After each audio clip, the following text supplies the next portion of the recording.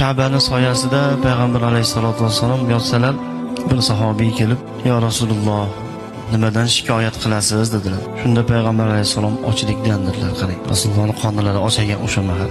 Shunda haligi sahobiy yig'lab, "Sizni qoningiz ossa-yu, men shundoq yurarmidim" deb orqalariga sekin qaytib bir xurmozorga borib, ana shu xurmozorning egasi bilan bir bitim qildiki, "Ke mana shu xurmoyini sug'orib beraman, har bir paqiriga bir donadan xurmo berasan."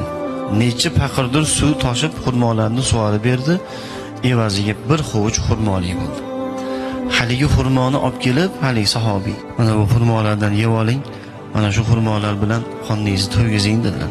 Payg'ambar alayhisalom haligi xurmolardan olib yerkanlar, "Shu xurmolarni borib ishlab qiynalib men uchun olib keldingmi?" dedilar payg'ambar alayhisalom.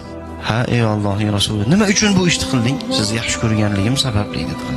Payg'ambar alayhisalom xurmoni yerkanlar, "Ha, meni yaxshi ko'rasanmi?" "Nihoyatda yaxshi ko'raman ya Rasululloh."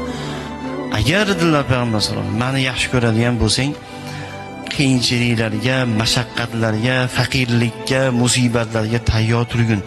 Chunki meni yaxshi ko'radigan bandalarga Alloh ko'p sinovlarni beradi. Meni yaxshi ko'rgan bandalarga Alloh shunaqangi faqirona, haqirona, oddiy sodda hayotni beradi. Boshiga musibatlar tushadi. Moli bilan sinov beradi, joni bilan sinov beradi, mana shunaqangi qiyinchiliklarni beradi" dedilar azizlar.